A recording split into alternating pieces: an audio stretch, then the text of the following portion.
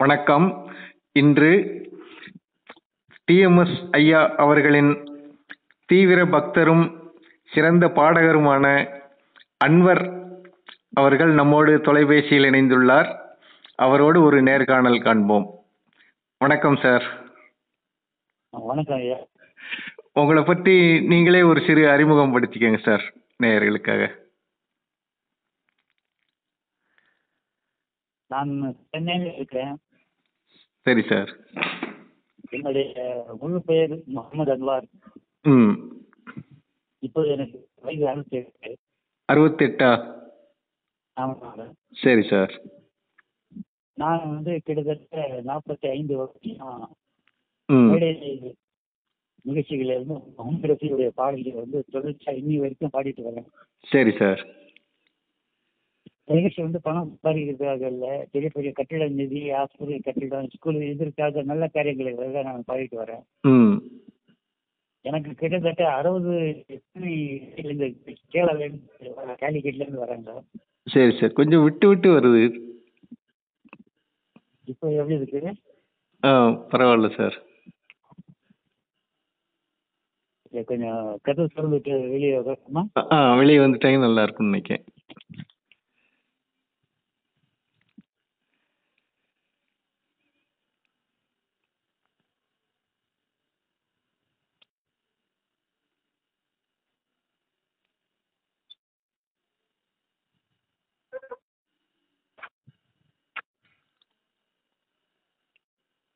இப்போ கிளியர் இருக்கா? இப்போ நல்லா கேட்குது சார். சொல்லுங்க. இந்த அப்பா டிஎம்எஸ் அவருக்கும் எனக்கு கிட்டத்தட்ட 63 ஆண்டுகளாக நமக்கு நட்பு. அப்போ நான் ஒரு 4 வயசு பையன் நான். சரி சார். ஏன்னு சொன்னா என்னோட தாய்மாமா அப்துல்லா பாபு சென்னை பாரிஸ்ல ஒரு வாட்ச் கடை வச்சிருந்தாரு. சரி சார். அப்போ ஐயா அப்பா டிஎம்எஸ் ஐயா அப்பா வாட்ச் வாங்குறதுக்கு எங்க மாமா கிட்ட தான் வந்து போவாரு. அந்த பழக்கத்துல எனக்கு அவர் வீட்டுக்கு அடிக்கடி கூட்டு போவாரு. அப்போ எனக்கு 4 வயசு. சரி சார். அந்த டைம்ல இருந்து என்ன தன்னுடைய சொந்த வளர்ப்பு மகனா அவர் பார்த்தாருங்க. அந்த 2 பிள்ளைங்களோட அதிகமா என்ன நேசித்தாருன்றது உண்மை. அவங்க பிள்ளைங்களோட இன்னைக்கு ஏத்துக்கிறாங்க. ஏன்னா கிட்டத்தட்ட என்னுடைய எல்லா நிகழ்ச்சிக்கும் அவர் இருக்கிற வரைக்கும் சென்னையில நடந்த அத்தனை சபா நிகழ்ச்சிக்கும் அவர் தலைமை தாங்கினாரு. சரி சார். அவரே உங்களை நிறைய பாராட்டி இருந்தாரு, பார்த்திருக்கேன். ஆமா. அது அந்த ஒரு பாக்கியம் அவங்களுடைய சொந்த பிள்ளைங்க கூட அவருக்கு கிடைக்காத ஒரு இது. ஏன்னா என்னையும் அவரு அப்படிதான் பாதித்தாரு. அந்த மாதிரிதான் நல்ல வளர்ப்பு முறை அவருடைய இது. தன்னுடைய நேரடி கண்காணிப்புலயே வச்சிருந்தாரு. என்னுடைய அப்பா அம்மா எல்லாமே இருந்தா கூட அவர்கிட்ட போற நேரத்துல அவரு அந்த மாதிரிதான் என்னை பார்த்துட்டு இருந்தாரு. அது எல்லாமே கிட்டத்தட்ட பாடல் பதிவுகள், அவருடைய பாடல் பதிவுகள் சுசிலாமா கூட பாடுறதும் சரி, ஜானகி அம்மா கூட பாடுறது இல்ல, அவருடைய தனி பாடலும் சரி. சரி சார். நான் பார்த்திருந்த அளவுக்கு வேறு யாருமே பார்த்திருக்க முடியாது.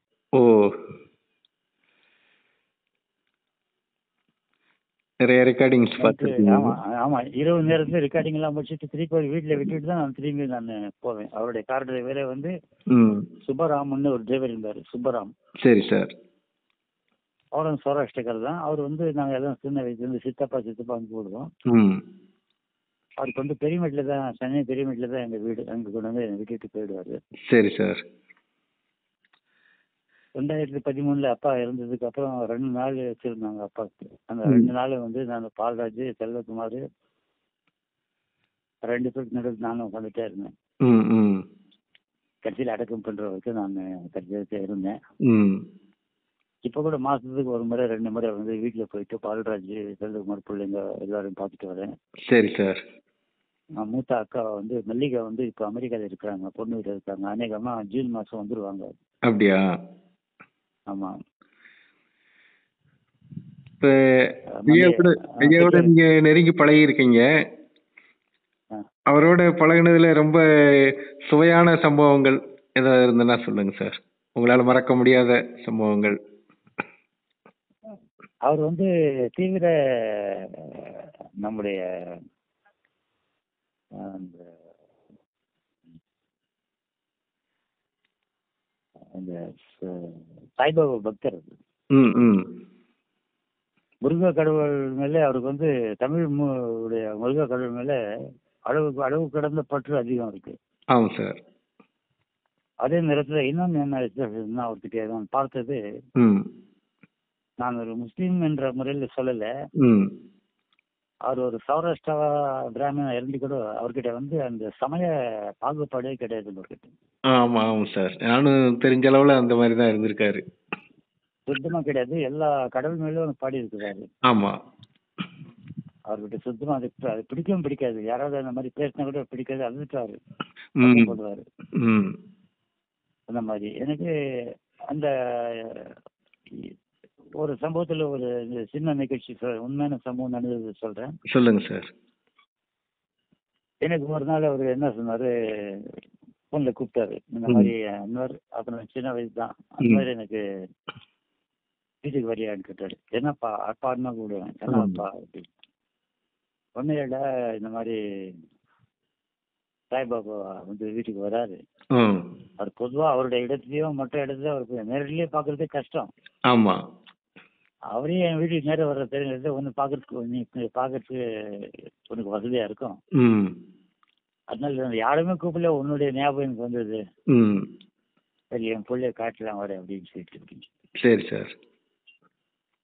சரின்னு நான் போய் அதுக்கு முன்னாடி போய் அங்க இருந்தேன். அவர் வந்தாரு. கொஞ்ச நேரம் அப்படியே பார்த்தாரு. உற்று பார்த்தாரு. என்ன அவர் பாபா கேட்டாரு, என்ன அப்படி பாக்குறீங்கன்னு சொல்லிட்டு. பிரிச்சுட்டு ஒன்றும் இல்லை அப்படின்ட்டாரு. சரி அதுக்கப்புறம் என்ன சொன்னாரு, அப்பா வந்து பாபா கிட்ட சாய்பாபா கிட்ட ஒரு கேள்வி கேட்டாரு. ஐயா பாபா, ஐயா நான் ஒரு கேள்வி உங்களுக்கு கேட்கணும்னு சொல்லி இருக்கிறேன். என்னன்னு சொன்ன, ஆக்சுவலா வந்து ஒரு 2-3 முறை அவர் வீட்டுல வந்து ஒரு 8 அடி உயரத்துல ஒரு தட்டுல சாமி படத்துக்கு வந்து விபூதி இந்த விளக்கெல்லாம் எழுதி வைப்பாரு. சரி சார். காலையில வந்து பார்த்தாக்கா கீழே விபூதி கொட்டி இருக்கும். என்ன இது, எப்படி இது கொட்டுது புரியல இருக்கு. சரி கடைசியில ஒரு நாள் பார்த்தோம்னா அங்க வந்து விபூதி கொட்டி இருந்தது, பக்கத்துல எலி செத்து இருந்தது. சரி. அதில் அப்புறப்படுத்திட்டாரு, அதெல்லாம் கிளீன் பண்ணிட்டாரு. அப்போ அவர் பாபா கிட்ட கேட்டாரு, பாபா ஒன்னும் சொல்லல, இந்த மாதிரி நான் ஒரு இது கேட்கணும்னு இருக்கேன் பாபா. என்ன கேட்க போறீங்க, அந்த எலி செத்த விஷயம் கேட்க போறீங்களான்னு கேட்டாருங்க. எனக்கு தூக்கி வாரி போச்சு அந்த விஷயம். ஏன்னா இப்ப விஞ்ஞானம் எங்கேயோ வளர்ந்து போச்சு, எவ்வளவு இதெல்லாம் ஆயிப்போச்சு. ஆமா. ஆனா அதுக்கு மேல ஆண்டவருடைய ஒரு சக்தி, தனி சக்தி ஒரு மனுஷனுக்கு ஆண்டவர் கொடுக்குறாரு. அந்த ஞானம்னா அது ஆளுங்களுக்கு நம்ப மாட்டாங்க. அதான் பக்கத்துல இருந்து அந்த கேட்ட அந்த வார்த்தை, அந்த நிகழ்ச்சியான சம்பவம் எனக்கு இனி வரைக்கும் மறக்க முடியல. இல்ல அதுக்கு எதுவும் விளக்கம் சொன்னாரா, அந்த எலி செத்துறதுக்கு? அது எலி செத்து அத பத்தி கேட்க போறீங்களான்னு கேட்டார்ல. ஆமா. அது என்ன நடந்தது என்னங்கறத பத்தி விளக்கம் எதுவும் சொன்னாரா சாய்பாபா ஐயா? அதுவும் வாய் மூடிக்கினாரு. அப்பா சைலண்ட் ஆயிட்டாரு. என்னடா இது இவ்வளவு தூரம் போயிட்டாரு, நம்ம அதுல ஏன் இது பண்ணணும்னு சொல்லிட்டு. அப்ப எல்லாமே அவருக்கு தெரியும், அவரே பாத்துக்கிடுவாருங்கிற மாதிரி எதுவும் கேட்கல. ஆமா, அது சொன்னாரு, எனக்கு சொன்னாரு. எந்த அளவுக்கு அவருக்கு நான் எதுவுமே சொல்லல அவருக்கு. உனக்கும் தெரியும் நான் எதுவும் சொல்லியிருக்க மாட்டேன்னு சொல்லிட்டு எப்படி அவரு எடுத்து சொன்னாருன்னு சொல்லிட்டு அவரு வாழ்த்திட்டு அவருக்காக பிரார்த்தனை எல்லாம் பண்ணிட்டு நல்ல விதமான நீங்க பாடணும், இன்னும் பல வருஷம் நீங்க பாடணும்னு சொல்லி அவரும் வாழ்த்து இது ப்ரே பண்ணிட்டு எனக்கும் ப்ரே பண்ணிட்டு போயிட்டாரு. அது வந்து எந்த வருஷமா இருக்கும் சார் நீங்க இப்ப பார்த்தது? அந்த வருஷம் எனக்கு சரியா எனக்கு ஞாபகம் வரல. ஆனா அது ஒரு உண்மையான நிகழ்ச்சி. இன்னொரு உண்மையான நிகழ்ச்சி வந்து 68ல ஒரு நிகழ்ச்சி ரெக்கார்டிங்ல. சரி சார். அநேகம் 68ன்னு நினைக்கிறேன். உயர்ந்த மனிதன் படம். சரி. அந்த படத்துல என் கேள்விக்கு என்ன பதில் பாடல் வந்து சுசிலம்மா கூட பாடுறாரு. ம் ஃபுல் சாங் ரிகார்ட் எல்லாம் முடிஞ்சு போச்சு. ஓகேல அப்பெல்லாம் 8 டேக்கு 10 டேக் ஆகும் அந்த பாட்டு எடுக்குது. ஏதாவது சின்ன பிழை இந்த விட ஆரம்பத்துல இருந்து பாடணும். ஆமா ஆமா ட்ராக் ஏன்னா இப்ப இருக்கிற விஞ்ஞானம் இப்ப இருந்த நவீன வசதி எல்லாம் அப்ப கிடையாது. ஆமாம் சார். அதெல்லாம் பாடிட்டு நாங்க வந்துட்டோம், வீட்டுக்கு வந்துட்டோம். ம் அடுத்த நாள் எம்எஸ்சி ஐயா வந்து சொல்றாரு, ம் படத்துல இந்த பாட்டு சிவாஜி பாடுற பாட்டு இல்ல, ம் சிவகுமார் பாடுற பாட்டு. ம் அந்த பாட்டை அப்படியே விட்டுடலாமான்னு கேட்கிறாரு. சரி. ஜனங்க என்ன தெரிய போகுது, டிஎம்எஸ்ஏ பாடின அவ்வளவுதான். ம் அப்போ டிஎம்எஸ்ஏ சொல்றாரு, ஜனங்களுக்கு நீங்க சொல்றீங்க டிஎம்எஸ்ஏ பாடின பாட்டுன்னு சொல்லிட்டு ம் அந்த இடத்துல சிவகுமார் முகம் தெரியாதுன்றார். சிவாஜி குரல்ல வந்து எந்த அளவுக்கு அவருடைய இது பாருங்க, ஞானம் பாருங்க. நேரம் ஒதுக்கி நான் அது அந்த பாட்டு பாடணும்னு சொல்லிட்டு என்ன பண்ணார், ரெக்கார்டிங் செட்டுக்கு சிவகுமார் விவரிச்சாரு. அவர் வந்தாரு, சிவகுமார் வந்து அது கொஞ்ச நேரம் பேசினாரு. இப்ப கூட அந்த பாட்டு நீங்க கேட்டு பாருங்க, வெள்ளி கிண்ணம் தான் அந்த பாட்டு கேட்டு பாருங்க. சிவாஜிக்கு அந்த நாள் ஞாபகம் நெஞ்சில் அந்த சாங் கேட்டு பாருங்க. இந்த ரெண்டு பாட்டும் ஒரு ஓரம், இந்த ரெண்டு பாட்டும் ஓரமா கட்டி வச்சுட்டு இந்த பாட்டு தனியா கேளுங்க. என் கேள்விக்கு என்ன பதில் அசலா அப்படியே வந்து சிவகுமார் பண்ணும்போதே இருக்கும். அந்த மிமிக்ரி, அந்த நடிகனுடைய வேஷம் இருக்குது, அந்த குரலுடைய மிமிக்ரி, தன்னுடைய குரல் ஏத்துக்குவாரு. மிமிக்ரி ரஃபி அவர் வந்து முகமது ரஃபி கூட அதே மாதிரி தான், ஹிந்தியில ஒரு மிமிக்ரி ஆர்டிஸ்ட். நடிகனுங்க அவரு. நடிகனா இருந்ததான் அவனால நல்லா பாட முடியும்ன்றது ரெண்டு பேருக்கும் தெரியும். முதல்ல நடிச்சுட்டே அவங்க பாடுவாங்க, அவங்க கூட ஒரு நடிப்பு இருக்கும் குரல்லே. குரல்லே நடிச்சிடுறாங்க, அதைத்தான் வந்து நடிச்சிடுறாங்க. அதனால என்ன ஆகுதுன்னா, நான் சொல்றேன் தப்பா நினைக்காதீங்க, சிவாஜி பெரிய நடிகர் தான். ஆனா டிஎம்எஸ் ஐயா பாட்டுக்கு வந்து யாராலும் நடிக்க முடியாதுங்க. அதாவது கதைக்கு காட்சிக்கு நடிக்கலாம், அவர் பாட்டுக்கு எவனும் நடிக்க முடியாது. அந்த மாதிரி ஒரு சக்தி அவரு. நீங்க சொன்ன அந்த ரெண்டு பாட்டுமே நான் எடுத்து வச்சிருக்கிறேன் சார், என் கேள்விக்கு என்ன பதில் பாட்டு. ஆமா, 2 முறை அந்த பாட்டு. ஆமா, அதான் சிவகுமாருக்கு பாடினதும் இருக்கு, சிவாஜிக்கு பாடினதும் வச்சிருக்கேன், ரெண்டுமே. ஆமா. அதுல டிஃபரன்ஸ் பாருங்க நீங்க எப்படி இருக்குது. அதான் பாத்துருக்கேன் சார், அந்த டிஃபரன்ஸ் தெரிஞ்சதுனாலதான் ரெண்டையுமே தனித்தனியா எடுத்து வச்சுட்டேன். இல்லாட்டி ஒரு பாட்டு போதும்னு வச்சிருப்பேன். ஒரு நாள் கூட நான் வந்து 60 வருஷமா கூட இருந்தேன். ஒரு நாள் கூட தொண்டை நமக்கு பாருங்க, ஒரு வாரம் 10 நாள் நம்ம தொண்டை கட்டிக்குது, மூக்கடைப்பு, சளி கட்டிக்குது, பாட முடியல, கோல்ட் ஆகி போச்சுன்னு.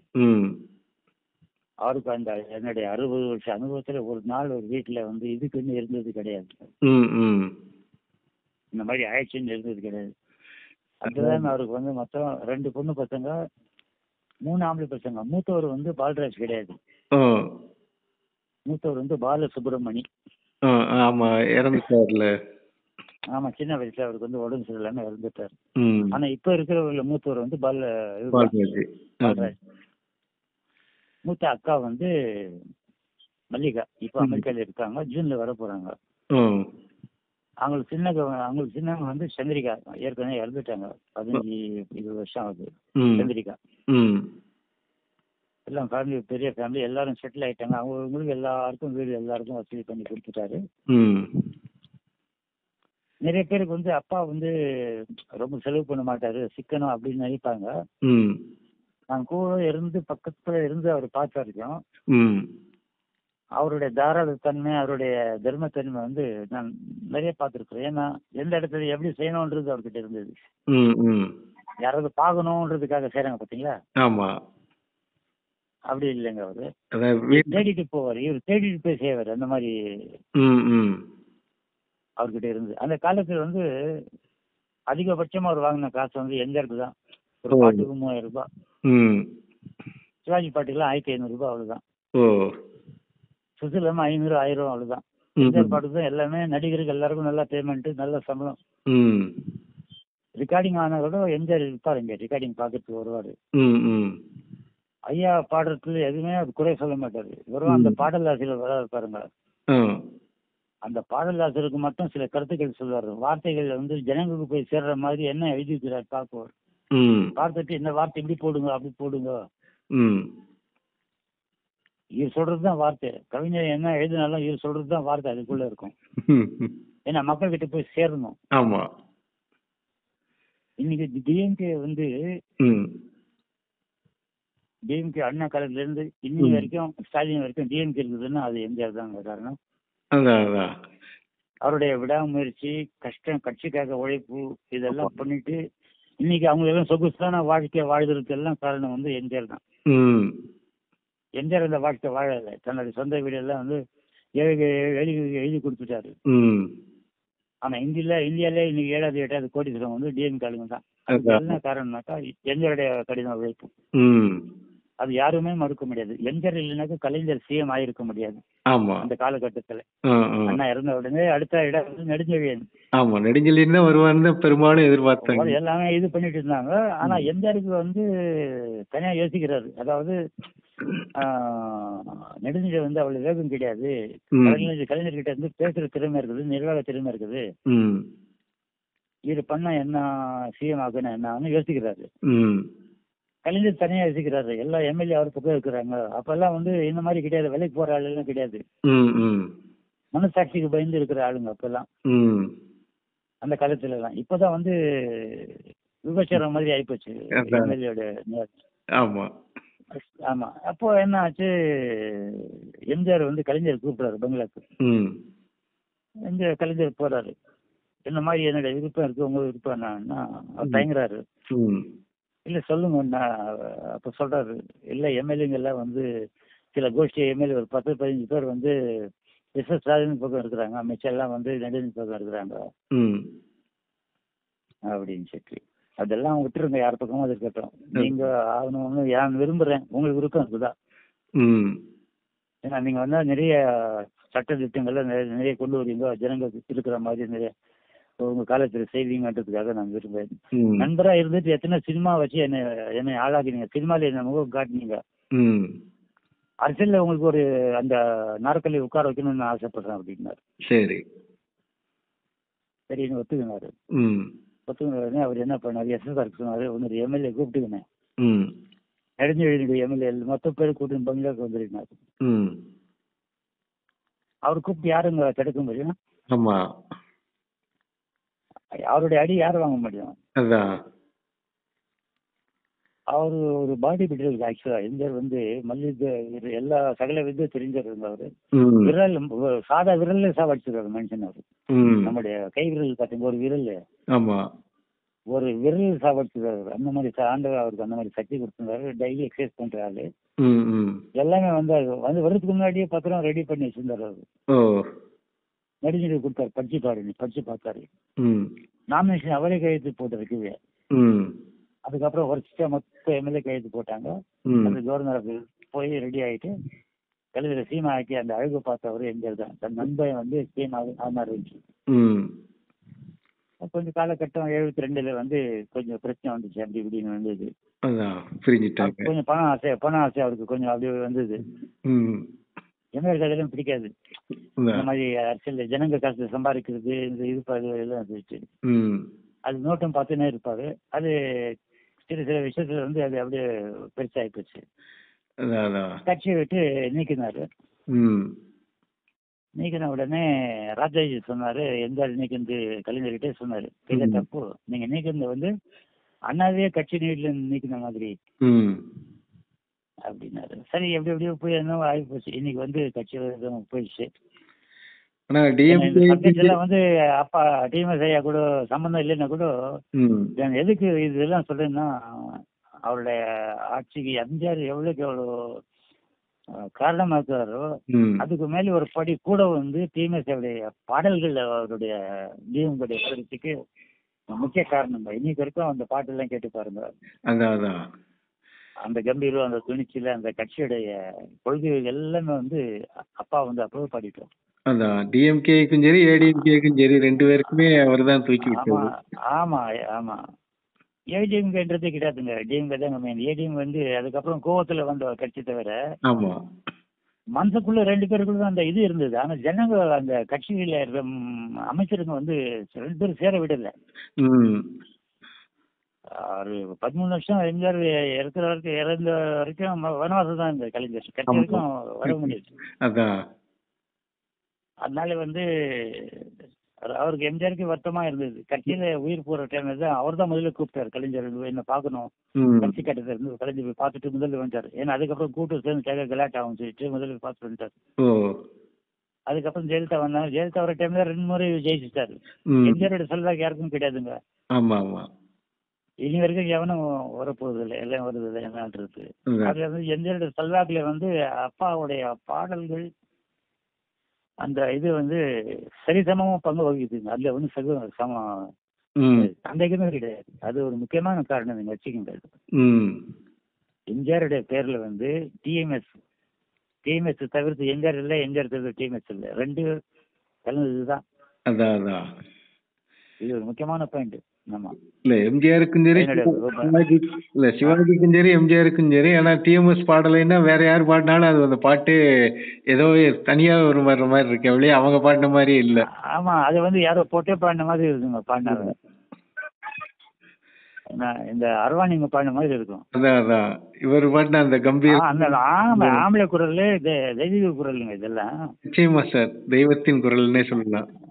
ஆமா ஆமா. ஏன்னா தெய்வத்தை நம்ம ஒரு ஒரு அடையாளமா வந்து நம்ம போய் கோயில்ல போய் சிலையில இப்போ வணங்குறோம். கடவுளை அந்த கல்லை வந்து அதோட அதுக்கு நம்ம கண்ணுல வந்து அது கடவுளை நம்ம பாக்குறோம். ம். அந்த மாதிரி அவர் ஆண்டவரை வந்து நம்ம கண்ணால பாக்குறோம் தவிர ஆண்டவன் பேசுறது ஆண்டவருடைய குரல் நம்ம கேட்கல. ஆமா. அந்த குரல் தான் டிஎம்எஸ்ஐயோட குரல். அதான், அதான். நிச்சயமா. ஆமா. இந்த வார்த்தையை கண்டிப்பா அதுல சேருங்க. என்னோட பேர் முகமது அன்வார். மொத்தம் பேர் முகமது அன்வார் என்னோட பேர். அப்பா கூட மேடையில் பேசினா கூட அன்வார்ன்னு தான் சொல்றாரு. அன்வர் சொல்ல மாட்டாரு, அன்வார் பாடகன்னு அந்த உச்சரிப்பு கரெக்டா வரும். அன்வார் அன்வர் கூப்பிடவே மாட்டாருங்க, அன்வார் தான் கூப்பிடுவாரு. ஏன்னா அதுதான் என்னோட உண்மையான பேரு. சரி சரி. ரொம்ப ரொம்ப ரொம்ப இல்ல இப்படியே நம்ம பேசுறது அப்படியே தான் சார் ஏத்த போறோம் யூடியூப்ல. ஆமா. அதாவது அந்த நம்ம உங்க குரல் தான் அப்படியே தான், நீங்க என்ன பேசுறீங்களோ அதே தான் அப்படியே வரும். நிச்சயமா நிச்சயமா. நீங்க தூத்துக்குடியில இருக்கீங்களா? ஆமாம் சார், தூத்துக்குடி மாவட்டத்துல ஒரு கிராமத்துல இருக்கேன் சார். ஆமா, வாங்க சென்னைக்கு வந்து அவசியம் வாங்க. வந்தா பாக்குறேன் சார். நீங்க வந்து வீட்டுக்கு எல்லாம் போயிருக்கிறீங்களா? இல்ல சார், நான் போனதில்லை. அவரை நேரடியா வந்து ஒரே ஒரு தடவை கச்சேரியில வச்சுதான் பாத்திருக்கேன். அதுவும் தூரத்துல இருந்து தான் பார்த்தேன். பக்கத்துல போய் பேசுறதுக்கு வாய்ப்பு கிடைக்கல. வாங்க வீட்டுக்கு கூப்பிட்டு போறேன். சரி சார். ஆனா செல்வகுமார் எல்லாம் பார்த்திருக்கேன், பேசியிருக்கேன். இப்ப இந்த போன வருஷமா அதுக்கு முந்தின வருஷமா வந்து பாண்டிச்சேரியில இவர் ஜாகிர் ஹுசேன் வந்து பொண்ணுக்கு கல்யாணம் வச்சு பிரான்ஸ்ல இருக்கிறாங்க. பொண்ணு கல்யாணத்துக்கு பாண்டிச்சேரியா? ஆமா, அப்ப போயிருந்தோம். இங்க எல்லாரும் மதுரையில இருந்து எல்லாம் வந்திருப்பாங்க. எல்லாரும் சொல்லுங்க சார். எல்லாரும் வேல்பாண்டி எல்லாம் அப்ப சேர்ந்து போயிருந்தோம். முத்துப்பாண்டி எல்லாம் வந்திருப்பாங்க. ஆமா, வேல்பாண்டி சார். ஆமா. அதான் அப்ப போயிருந்தப்ப அவர் செல்வகுமார் சார் தான் பாட வந்திருந்தாப்புல. இப்ப நல்லா நேரடியா பார்த்து ரூம்ல வச்சு பேசிட்டு இருந்தோம். பால்ராஜ் சார் வந்து நேரா பார்த்தது இல்ல. பால்ராஜ் சார் பாக்கலாம், நல்லா பாடுவாரு. 100 வயசுல எனக்கு அவருக்கு கிட்டத்தட்ட ஒரே வயசு இருக்கிறதுனால கொஞ்சம் செல்வகுமார் எல்லாமே நம்ம ஒரு குடும்பம் மாதிரி தான். விளையாடி இருந்தோம் சின்ன வயசுல. ஒரே வயசு 4 வயசு 5 வயசுல விளையாடிட்டு இருந்தது. அந்த பழக்கம் அன்பு இன்னைக்கு வரைக்கும் இருக்கு. ஆனா பால்ராஜ் எனக்கு 2 பேருக்கும் ஒரே வயசு இருக்கிறதுனால எனக்கு கொஞ்சம் கூடுதல் தொடர்பு அவர்கிட்ட அதிகமா. ஆமா, டெய்லி டெஸ்ட்ல இருப்பாரு, பேசினே இருப்பாரு. இப்ப நானே வந்து எங்க அப்பா அம்மா இருந்தப்ப கூட எனக்கு கண்ணில் அவ்வளவு கண்ணீர் வரல. ஆனா டிஎம்எஸ்ஐ இருந்தப்ப ஆட்டோமேட்டிக்கா தண்ணி வந்துகிட்டே இருக்கு. என்னால பேசவே முடியல. அந்த நியூஸை வந்து வீட்டுல நான் தான் சொல்றேன், சொல்றதுக்கு வாயே வர மாட்டேங்குது, கண்ணீர் தான் வருது. நிச்சயமா நிச்சயம், கண்டிப்பா இருக்கும். அதான் மிஸ்ஸஸ் கூட ஒரு சொந்தக்காரங்கிட்ட சொல்லுனா, அதாவது டிஎம்எஸ்ஐயோட போட்டோ வச்சிருக்கேன் காலில். பார்த்து ஒரு இது யார் போட்டோ, நம்ம சொந்தக்கார மாதிரி தெரியலையே அப்படின்னாரு. இல்ல இந்த மாதிரி டிஎம்எஸ்ஐ அங்கவும் இது எதுக்கு வச்சிருக்கீங்க? சொந்தக்காரங்க போட்டா தானே வைக்கணும்னாரு அவரு. அதான் எங்க ஆமா மிஸ்ஸஸ் சொன்னா. இவருக்கு அவர் மேலதான் ரொம்ப பக்தி எல்லாமேவும். அவங்க அப்பா அம்மா இறந்தது கூட அழுகல. டிஎம்எஸ் இறந்ததுக்கு தான் அழுதாரு அப்படின்னு சொல்லி எல்லாம் சொன்னா. ஆமா அப்படிதான் ஆத்மா ரீதியா ஆண்டவர் வந்து சில பேருடைய இது வந்து மனசுக்குள்ள இறக்கிட்டாரு வச்சுங்க. அதான். அவங்களுக்கு அந்த மாதிரி தான் ஏற்படும். அது யாரும் தவிர்க்க முடியாது. அந்த பாசத்தை வந்து மாற்ற முடியாது. இப்பவும் கூட அவருடைய பாடல்களை சில பாடல் கேட்கும் போதெல்லாம் இப்படி எல்லாம் பாடியிருக்காரான்ட்டு அப்படியே ஆனந்த கண்ணீர் வருது. இல்லைங்க, இன்னும் 100 வருஷம் ஆனா கூட அவர் பாட்டு இன்னைக்கு ரெக்கார்டிங்ல பாடின மாதிரி இருக்கு. வாய்ஸ் பாத்தீங்களா? ஆமா இளமை, சார். அந்த குரல்ல இளமை இருக்கு பாருங்க. ஆமா.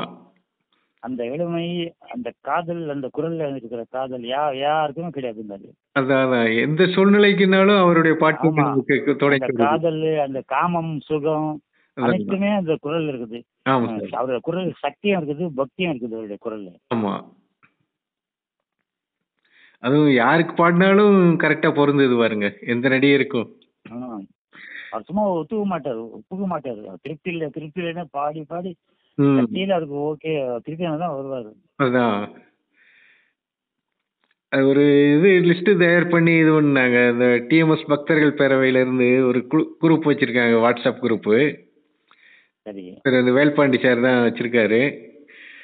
ஆ. மூலம் ஒரு இது பண்ணி ஆராய்ச்சி பண்ணி பார்த்து 90 நடிகர்களுக்கும் மேல வந்து ஐயா பாடியிருக்காருன்னு சொல்லி இது பண்ணியிருந்தாங்க. லிஸ்ட் போட்டு ஒவ்வொருத்தருக்கும் பாடின அந்த பாட்டோட சேர்த்து போட்டு வெளியிட்டு இருந்தாங்க. களஞ்சியம்ங்கிற தொடர்ல.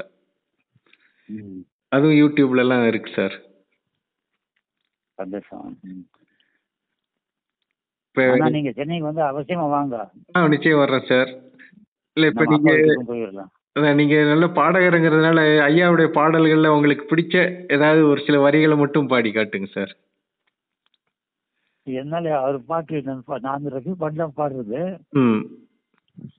அவர் பாட்டு நான் அவர் எதிர்க்க கூட எப்போ கூட நான் பாடுனது கிடையாது. நான் ஒரே அப்படியா? முறை தான் ரெக்கார்டிங் நாங்கள் போயிருந்தோம். ம். அதாவது இந்த தியாகம்னு ஒரு படம் வந்து ம்.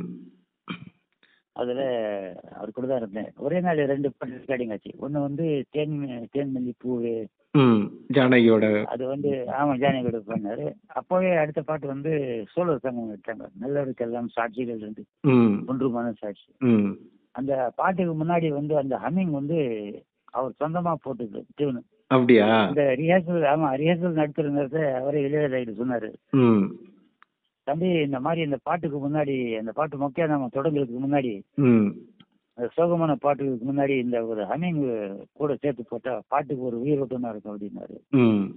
அதுக்கு என்ன ஐயா நீங்க என்ன முடிவு பண்ணீங்க அது மாதிரி செய்யலான்னு. சரி. அப்போ எடுத்த உடனே அந்த ஹமிங் தான் அந்த பாட்டுல அதான். எடுத்த உடனே ஒரு ஃப்ளூட் பேஸ் ஃப்ளூட் ஒன்று வரும். ம்.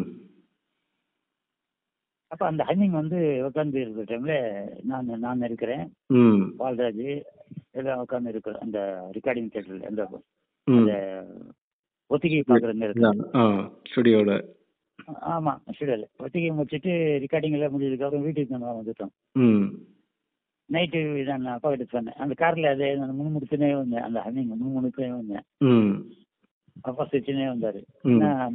உனக்கு அந்த ஹமிங் ரொம்ப பிடிச்சிருச்சான்னாரு. ம். ஆமாப்பா, முகமது ரஃபி எல்லா பாட்டுல அதிகமான பாட்டுல வந்து இந்த மாதிரி ஹமிங் பண்ணுவாரு. ம்.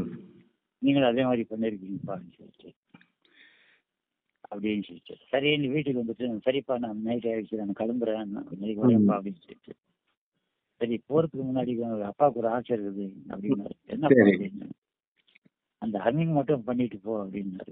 சரி. அப்ப என்ன சொன்னாரு, பால்ராஜ் சொன்னாரு ம். இந்த ஹமிங் பண்ணுங்க அப்படின்னு சொல்லிட்டு. ம். செல்வகுமார் சொன்னாரு பண்ணுங்கன்னு சொல்லிட்டு அவரு பண்ணாரு அப்படின்னு சொல்லிட்டு ம். எனக்கு சொன்னாரு. ம். நான் சொன்னேன் நான் எங்கப்பா தமிழ் பாட்டு பாடுறேன், நான் ரஃபி பாட்டு பாடுறேன்னு சொல்லிட்டு. இல்லை ம். பரவாயில்ல, நீ ஹமிங் பண்ணி அது ரஃபி பண்ண மாதிரி இருக்கும், எனக்கு அது சுகமா இருக்கும், ம். உன் குரல் நான் கேட்கணும்னு சொல்லிட்டு சரிப்பான்னு சொன்னேன். சரி சார். சரி கொஞ்ச நேரம் அப்படியே யோசனை பண்ணிட்டு அப்போ அந்த ஹமிங் பண்ணட்டும் வா அப்படின்னு ம். பண்ணுவார் அப்படின்னாரு. அப்படியே கண்ணு மூடிட்டு என் கை கெட்ட பிடிச்சிக்கினாரு. அவர் என் கை பிடிச்ச உடனே ஆ. அப்படியே எனக்கு கண்ணில் தண்ணி வந்துருச்சு. ம். அவரு கண்ணு தொடச்சிட்டு சொன்னாரு, தைரியமா பாடுன்னு சொல்லி அவங்க எதிர நல்ல ஹமிங் பண்ண முடியல பண்ணாரு. ம் சும்மா பண்ணு அப்படின்னாரு. அப்போதான் நான் வந்து அப்படின்னுட்டு ம் அதான் எப்படின்ட்டு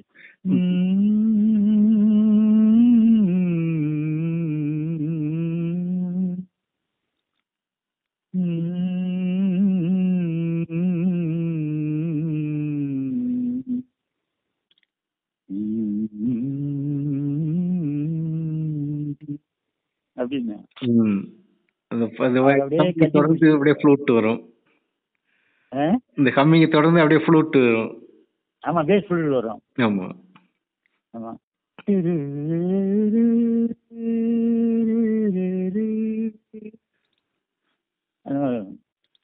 அதாவது ம் நதி வெள்ளம் காய்ந்து விட்டால் அது வருது பாத்தீங்களா, ஆமா. நதி செய்த குற்றம் அந்த இல்லை. மெட்ல ஃப்ளூட் வரும்.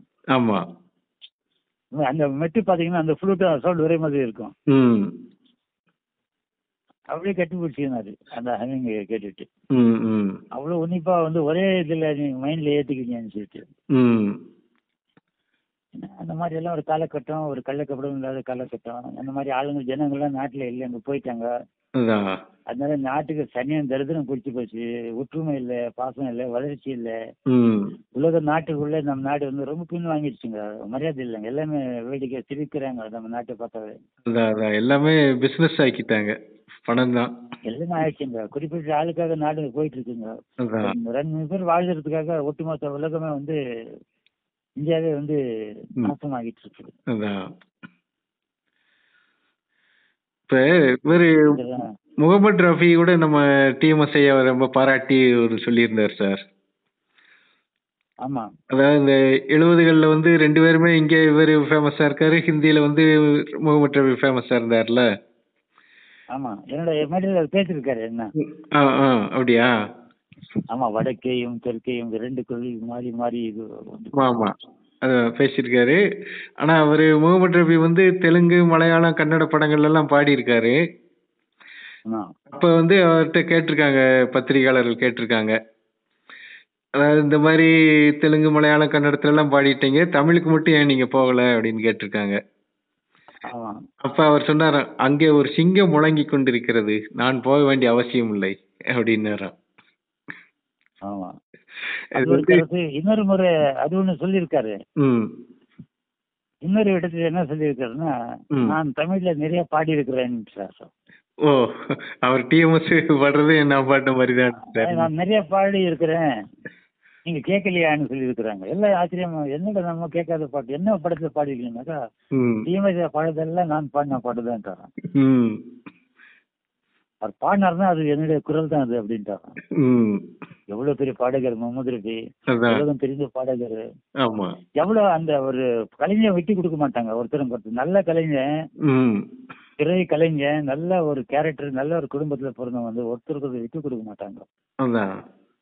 ஆமா அவரு இவரு உயர்த்தி பிடிப்பாரு, அவர் அவர் உயர்த்தி பிடிப்பாரு. ம் அவர் 1980 இறந்தாரு. ம் கரெக்டா 1980 வந்து இவருடைய மார்க்கெட்டை வந்து இளையராஜா ம் இது பண்ணி வச்சுட்டாரு. அதான். 40 வருஷம் 2 பேரும் கொடி கட்டி பிறந்தாங்க. ம் 1923 இவர் பிறந்தாரு. ம் ஆமா. அவர் 24 பிறந்தாரு. ஒரு வருஷம் தான் வித்தியாசம் இருக்கும். ம் அப்பா மூத்தவர், ஒரு வருஷம் மூத்தவர். டிஎம்எஸ் ஐயா.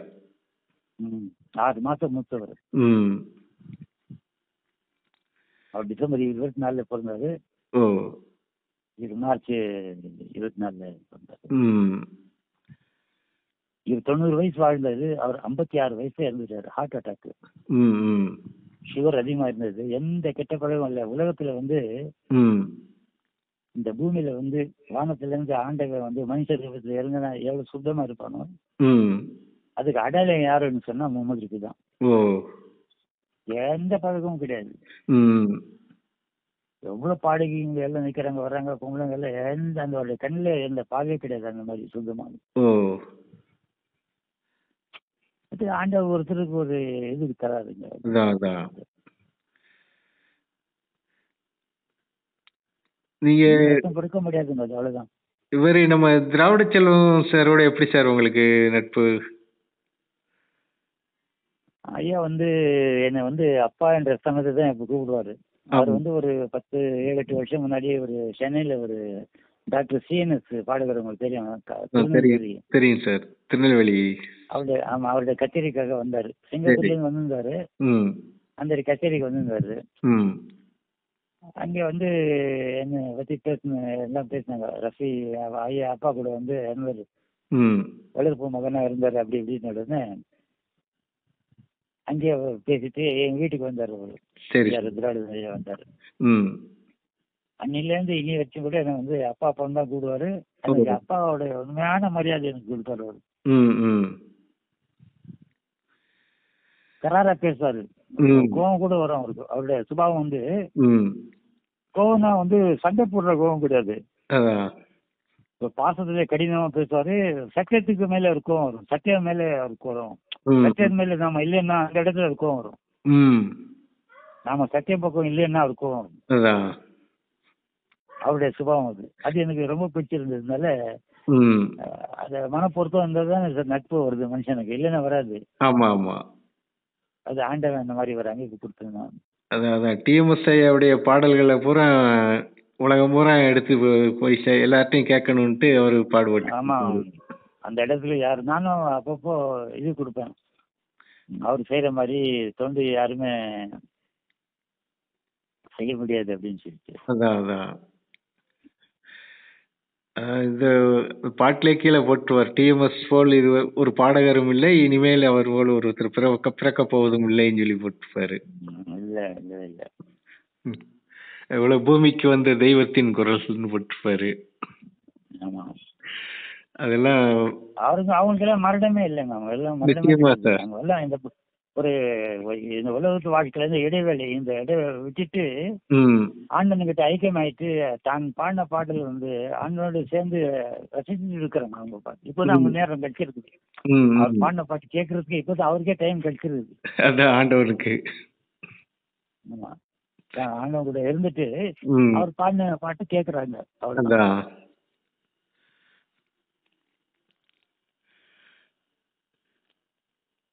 உங்க குடும்பத்தை பத்தி கொஞ்சம் சொல்லுங்க சார். நான் என்னுடைய மனைவி 3 பசங்க, ஒரு பையன் 2 பொண்ணு, எல்லாருக்கும் கல்யாணம் ஆயிடுச்சு சார். சரி சார். பையன் ஃபேமிலி வந்து சவுதி அரேபியா ரியாத்ல இருக்கிறாங்க. சரி சார். பெரிய பொண்ணு வந்து சென்னையில இருக்கிறாங்க.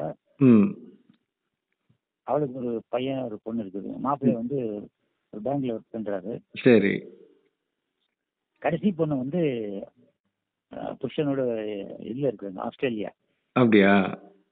ஆமா, அவங்க ஹஸ்பண்ட் ஜாப்ல இருக்கிறாங்க. பொண்ணு வந்து வீட்டோட இருக்கிறாங்க. இப்போ அவங்க பர்மனன்ட் ஆயிட்டாங்க. அவங்களுக்கு வந்து இதுக்கப்புறம் அவங்களுக்கும் ஜாப் கிடைச்சிடும். அவங்களுக்கு ஜாப் கிடைச்சதுன்னா எங்களுக்கு அப்பா அம்மாக்கெல்லாம் கூப்பிடலாம். 6 மாசமோ 3 வருஷம் கூப்பிட்டு வைக்கலாம். ஓ, ஆமா.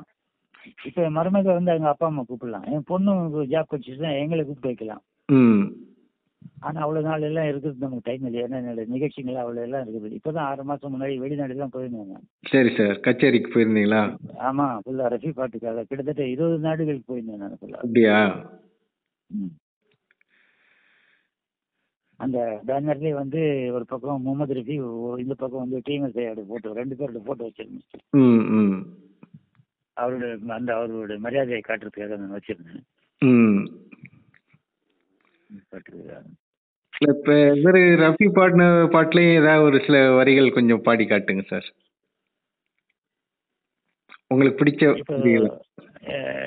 இப்போ இந்த டூயட் சாங் எடுத்தீங்கன்னா இன்னைக்கு அப்பாவும் அதே பாடியிருக்காரு, அவரும் பாடியிருக்காரு. கொஞ்சம் மாற்றம் பண்ணியிருக்காரு. எப்படின்னா அந்த ராகம் தாளம் எல்லாம் ஒண்ணுதான். அந்த ஹிந்தியில வந்து தில் புக்காரே ஆரே ஆரேன்னு ஒரு பாட்டு. சரி சார்.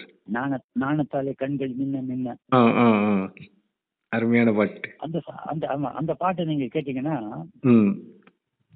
ரஃபி பண்ணதுக்கும் அப்பா பண்ணதுக்கும் ஆரம்பத்துல ஒரு ஹனிங் மட்டும் தான் ஓப்பனிங். சரி சார். அப்பா வந்து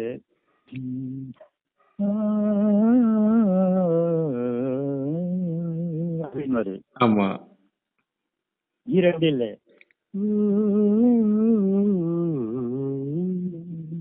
அப்படின்னு. ஆனா முதல்ல எல்லா பாட்டும் வந்தது வந்து ரஃபீக் தான், ஓ. எல்லா பாட்டும். ம். ஆனா ஒரே ஒரு பாட்டு தான் 2 பேர் ஒரே டைம்ல ரெக்கார்டிங் பண்ண பாட்டு வந்து அடிமை பண்ணல, சாய் இல்லாமல் நான் இல்லை. ம். அதே மெட்டு அதே சாங் அது ஹிந்தியில எம்ஜிஆருக்காக ஓ. முகமது ரஃபி வந்து மெட்ராஸ்ல ரெக்கார்டிங் பண்ணி போனார், கேவி மாதவன் இசையில. ம். இல்லாமல் அவர் பாடினார் இல்ல, ம். அந்த பாட்டு ஹிந்தியில ரஃபி பாடிட்டு போனார் அந்த பாட்டு அதே ஓ. மெட்டு. ம். ம். ஏன்னா அந்த படம் வந்து ஹிந்தியில டப் பண்ணி எடுத்து வெளியிட்டாங்க. ம். அதனால வந்து ரஃபி பாட்டு இருந்துச்சுன்னா அங்கே பாம்பேல வியாபாரம் ஆகுன்றதுக்காக அவருடைய பாட்டு கூப்பிட வச்சு பாடி வச்சு ம். டப்பிங் எடுத்தாங்க ஹிந்தியில அந்த பாட்டு. ஓ. அந்த மாதிரி. சரி சார், உங்ககிட்ட பேசுனதுல ரொம்ப மகிழ்ச்சி சார். எனக்கு ரொம்ப சந்தோஷம். அடிக்கடி பேசுங்க. வீட்டில் நான் ரொம்ப என்னோட வாழ்த்துக்கள் சொல்லுங்க, ரம்ஜான் வாழ்த்துக்கள். சரி உங்க சார். எல்லாருக்காக எல்லாருக்காக என்னோட விசேஷ மனதார பிரார்த்தனைகள் இருக்குது. சரி சார். உடம்பு பத்திரம் பார்த்துக்குங்க. சரி சார். உங்க ஃபேமிலி போட்டு அனுப்பி வைங்க, நானும் வந்து கேட்குறேன். சரி சார், அனுப்புறேன். உடம்பு பார்த்துக்குங்க, அடிக்கடி பேசுங்க. சரி சார். சென்னைக்கு வந்து வாங்க, டிஎம்எஸ் வீட்டுக்கு போய் அந்த இடம் எல்லாம் போய் பார்த்துட்டு வரலாம். இப்போ ரோடு கூட அவர் பேர் தான் போட்டுக்கிறாங்க, ரோடு கூட அவர் பேர் தான் போட்டுக்கிறாங்க.